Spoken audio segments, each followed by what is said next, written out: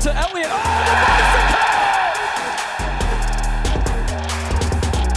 the shot! Bedoya with a goal! 1-0 Union! The Philadelphia Union return home this weekend in what will be their third match in 8 days. The Boys in Blue host the Chicago Fire this Saturday night, 7:30 p.m., exclusively on MLS Season Pass on Apple TV. Hey everyone, happy Thursday evening and welcome to this week's edition of Union Insider. I'm Marissa Pilla and I'm joined by 10-year MLS veteran Shannon Williams and Union Ring of Honor member Sebastian Letou. The Philadelphia Union were handed their first loss of the regular season, a 2-0 defeat at Miami. By no means is it time to panic for the Union, but a good time to reevaluate the team. Against Miami, the Phillies' front three looked a little disjointed, and the team as a whole couldn't break down Miami's defense. In fact, the Union were held scoreless for the first time since September of last season. Shannon, what was the key missing piece for the Union? I think it was just a little bit of early season rust. I think that you were able to see them create chances, but not able to finish them off in the end. I think if they get one of those chances, then we're looking at a different game. Unfortunately, on the day, it just wasn't their day. Speaking of chances created, the Union actually had more shots on goal, and expected goals than Miami. Seems like creating the chances is the hard part, and finishing should come naturally for this team. What does execution really come down to? I mean, it's a positive, like you said, to get the chances. If you didn't, probably ask ourselves more questions. But I think it's just about confidence and say some rust, playing the first game away in Miami, who, by the way, every team is going to be like Miami, really wanted to win more, playing against, the team who won the Eastern Conference last year. The motivation is even higher for every team that the Union is going to play away. So I think the mentality was a bit higher defensively for Miami, and they were kind of like really making the effort a bit maybe extra to kind of like make the Union offense a bit more difficult to score the goals. But, they got some changes. It wasn't a bad game, but unfortunately for this game, they were not able to find the back of the net. But, it's going to be a different thing this weekend against Chicago. The Union will have a chance to reset at home this weekend as Chicago Fire come to town. As we know, Subaru Park has become a fortress for the Union. You have to go all the way back to September of 2021 for their last regular season home loss. The comforts of home are really important for the Union. No visitor last season scored more than one goal at Subaru Park. What are the elements that make this stadium such a hostile environment? I think from a team standpoint, they have a different mentality when playing at home. They really look to get behind the game and really look to attack the game from the early onset of the match, and then look to really start to impose their style of play on the other team. It's definitely helped with the fans that have made so much noise and been so crazy over the last couple of years. So the whole atmosphere is really clicking and coming together, and it's really shown over the last couple of years and what they've been able to do at home. How will the Union's home style of play affect how they play Chicago? I think it's play the same way, but like Shannon said, it's been now a couple of years that it's been a fortress at Subaru Park. Of course, the fans bring the atmosphere, but I think the mentality of a team who come to Philadelphia to play, they know already in the back of their head that it's so hard to get a win in Philadelphia. So they're already like playing the game with a little bit of fear. And then I think the player, when you're on the pitch, you feel the atmosphere, you feel like you play a bit different, and you can push, the extra kind of motivation to keep the stadium as a fortress. And that's why they've been so successful this year. And you can see they really connect. And when they start pressing, it's always a different game. When you look at both of these teams strictly just on paper, how do you see this matchup playing out? Yeah, I think, the Philadelphia as a favorite. Chicago have been, most couple of years, not even making the playoffs. So I think Chicago is going to really probably sit back, wait for some counter-attack and kind of try to, don't get too much intensity into the game to really, make the frustration of the Philadelphia team to kind of get into the game. But hopefully, they can score early. But then after Chicago, we'll have to open up, and it's where we're going to see some space. Chicago played their first game of the MLS season on Saturday. It was a 1-1 draw against NYCFC. Not only did they come back from being a goal down, but they lost two of their starting midfielders to first half injuries. What did you see out of this team? I mean, it's pretty much the same, I would say, team than last year. Like you said, they lost, unfortunately, two midfielders for them. So it's going to be interesting to see who is going to start in the midfield. But the most change was, offensively, who is going to be the provider of the goals for them this season. So it's still, I think, a team who is working towards kind of seeing their own identity. But having a draw against New York City FC is maybe not the most positive result for them, but it's not a bad one. New York City FC, it's a very good team. So I think they can get some positive to now come for the second game of the season because they didn't play in week 1, but the first game away. So they're going to try to minimum get a point in Philadelphia. What were areas of Chicago you think the Union can really start to exploit? I thought in watching the first game that Chicago played that there was a lot of turnover in their defensive half. And if the Union can win the ball higher up the pitch, then they can lead to some good opportunities that maybe this week they can finish off. When NYCFC did press Chicago, they looked a little faulty at times, so definitely an area that the Union can take advantage of. Let's get into our first team report presented by Green Mountain Energy. It's only week 3 of the 2023 season, yet the Union's schedule is already in mid-season form. Following their match in Miami on Saturday, Philly traveled to El Salvador and played in Concacaf Champions League on Tuesday night. The team quickly packed up, flew home yesterday, and now have 3 days to prepare for Chicago Fire. Chicago just might be the right opponent at the right time for the Union. Philly is 7-2 against Chicago since 2018. A familiar face will also be coming to town with the Fire. Former Union striker and now Fire forward Kacper Przybylko will play in his 3rd match against the Union since being traded to the Windy City last year. Chicago will be a confident team coming off of a decent performance in week 1 against New York City FC. So again, we'll have to be up to the task of dealing with their key guys like Shaqiri and some of the difficulties that they present. But overall, at home, we know the onus is on us to take the game to Chicago. Yeah, they're a very good team, but for us, we have to be very professional. You know, as with MLS, if you're not ready on any given day, you know, any team can beat you. So we have to make sure that we stay hungry. And, you know, we're at home. Once we bring the energy, you know, the crowd is going to come into the game. Seba and Shannon back here with me to talk more about this matchup. Come kickoff on Saturday, the Union will have 3 matches under their belt. Chicago, just 1. Of course, more matches means more miles on the Union legs. But how are those minutes played actually a benefit for the Union? They're for sure a benefit. There are more reps with the team, more times that you can go out and work on things in a game situation, in a game-like situation that means something. So the Union definitely have the benefit in terms of getting out some of those early season kinks, and hopefully that'll help them as they come home again against Chicago. Chicago, to put it nicely, struggled last year. They missed the playoffs for the 5th straight time, and they finished 12th in the East. They also scored the 2nd fewest goals in the league with just 39. They did bring in some new pieces this offseason, including veteran forward Kai Kamara. How would you evaluate the potential and the talent that Chicago has? I mean, it's there. It's just kind of like it didn't click in their team. So I think the mistake that the Union can do is kind of like still believe that it's the same team than last year and kind of taking them a little bit too easily, playing at home and maybe not doing as much, you know, on the field to get the win. So I think if they really attack this game with a great mentality and knowing that, yes, it's the beginning of the season, the Chicago Fire got like different players, they can really like get another like good result at home. But I think the mistake will be to kind of like take this team as like, it's going to be an easy win. You know, this weekend they were last and we're just going to play, having fun, and everything is going to be, you know, easy in this game. I think they really need to bring the intensity right away, like they always do, to get an early goal and make it easy during the game. There are no easy games in MLS, especially early on. For Chicago, their midfielder and captain Xherdan Shaqiri is pretty much their metronome at that number 10 position. He provides great service, he's very physical, and he can also be a world-class finisher. How do the Union defend him? It's going to start with the midfield and making sure that they limit his time and space on the ball. He does a good job of finding different spaces all over the field, especially in the attacking third. So can different players make sure that they key in on him when he floats into those spaces, making sure that players are tight and making sure that he goes backwards. Also, the Union need to do a good job of not fouling in and around their box. Obviously, we know about his left foot and the service and as well as the shots that he can put on goal. His also link-up play with his wingers was really impressive against NYCFC. What did you see there? I mean, it's very good on the ball. He has a great vision. So you're going to see him, you know, floating around, going to the left, going to the right, kind of be the right electron. But if they can frustrate him, you know, not touching the ball or, you know, fouling him, because you can see like sometimes, you know, he has a little bit of temper, and when, you know, it doesn't go his way, maybe you are losing him in his game. But like Shannon said, I think the delivery he has on a free kick, you saw the goals against New York City FC.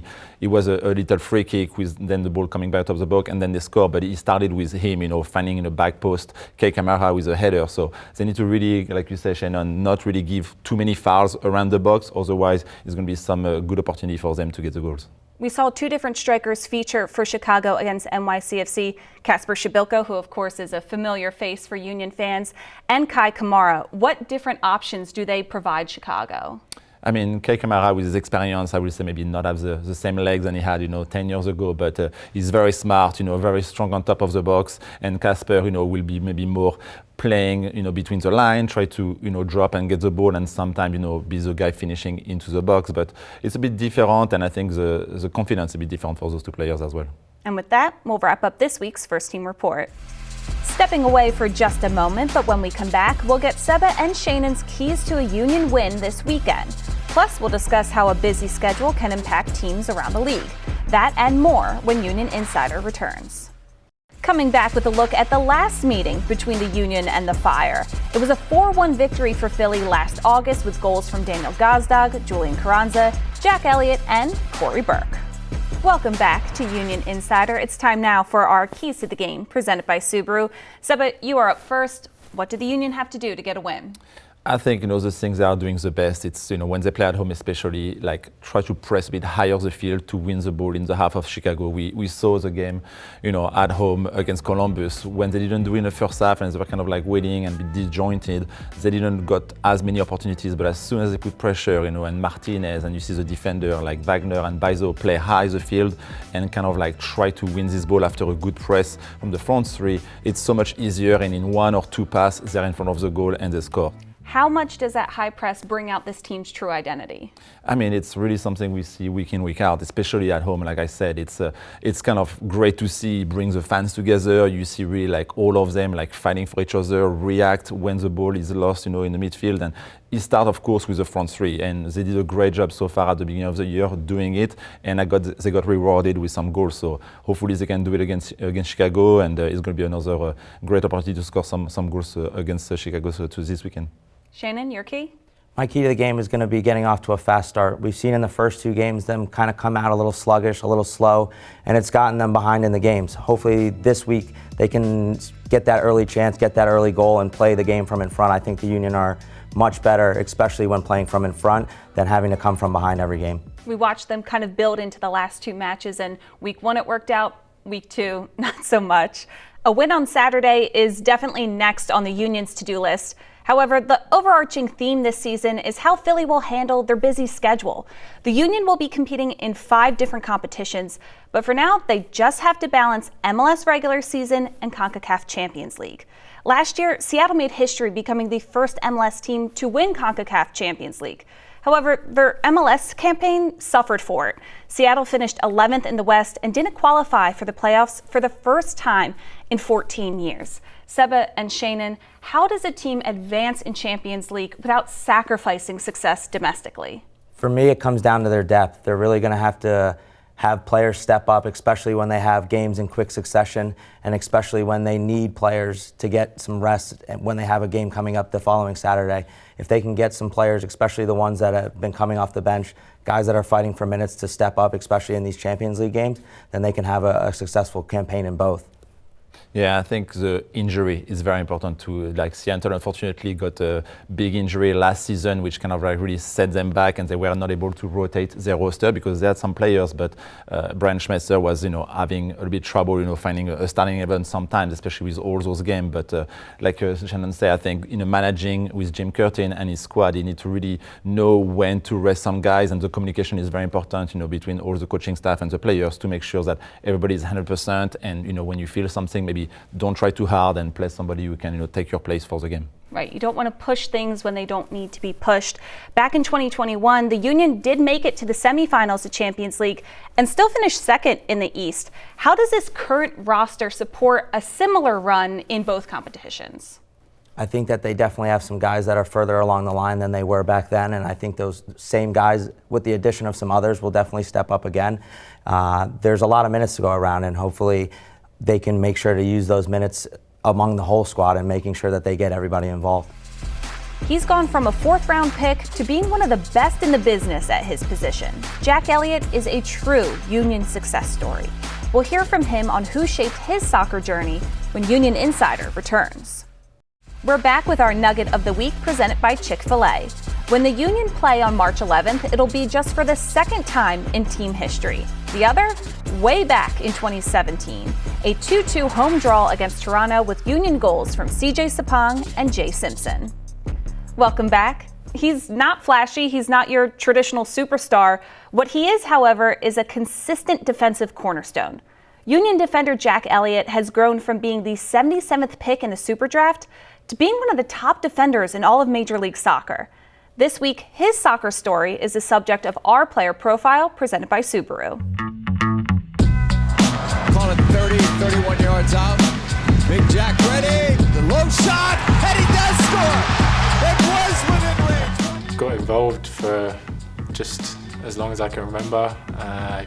Running around the back garden, playing at the park, and then I think I started playing for my first club team when I was probably 10 or 11, but yeah, mostly just running around the garden, kicking a ball or smashing stuff in the house and stuff like that. I don't think there's in particular one person. There's many people around that have helped me, from my parents to coaches to my fiance. Like, everyone around me supports me and helps me to do what I do. I think winning the Eastern Conference final was one of the most memorable moments for me. It was obviously a lot of heartbreak the year before from not being able to play due to COVID and having to watch on TV, and then it just working out that we played against New York City again and won the game. I think that was a special moment for me and a lot of players. I like coffee. I like having a nice coffee, making it myself. We have a coffee club when we go away, stuff like that. I think it was Gazdag, Glesnes, Bedoya, and go for a coffee and chat, and do whatever, mess around. I think the diversity in the city, the amount of good restaurants, bars, places to go, things to do. The people here are very diverse, and it's great to see. And everyone like interacts with each other, and it is a very different city, especially when all the sports teams are doing well, and it's very, very cool to see.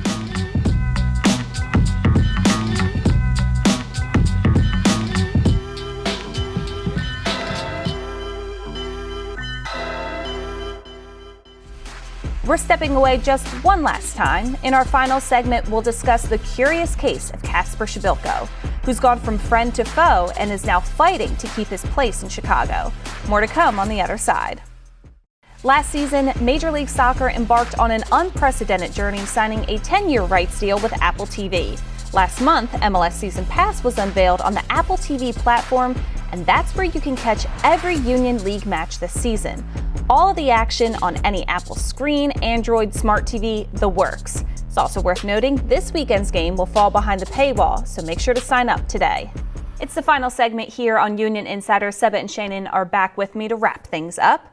A few years ago, the name Kacper Przybylko sparked joy in the hearts of Union fans. From 2019 to 2021, he was the team's leading goal scorer, but his success hasn't transferred to Chicago. What's missing between Chicago and Przybylko?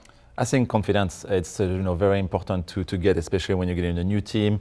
It takes sometimes to kind of like get into the new team and find your new teammates, a new coaching staff, and kind of like really put yourself like where you were, with your old teams of Philadelphia Union. So confidence, I think, is the key. And if you don't have it, knowing that you are one of the players who is supposed to score the goals for the team, and you have a lot of expectation, it's hard to get into the rhythm of, and when you have like the little hiccups, especially in a team who didn't do well last year, your confidence really drop, and you need to kind of like face adversity and then kind of get past it and try to help the team the best you can.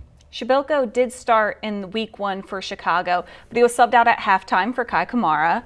What does that do for players' confidence? That's tough, especially when you get pulled at half. That obviously means that you haven't done something right, something the coach is seeing that isn't in your favor, and it makes you feel unwanted. It makes you feel like they're actively trying to replace you.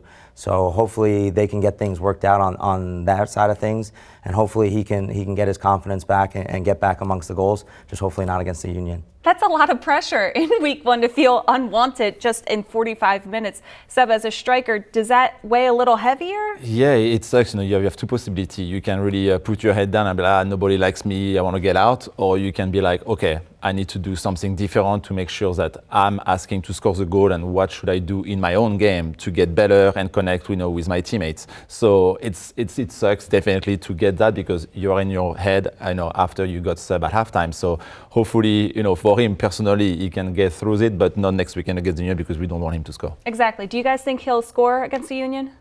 I don't believe so. I don't think that it'll be his week. He seems to be going through some things, and it usually takes more than a week to figure out. Yeah, I think it'll be a shout-out for Andre Blake, the first of the year. All right. I love putting you guys on the spot. With that, we'll wrap things up on this week's Union Insider. Make sure to check in with us every Thursday night at 9 p.m. for all things Philly Union.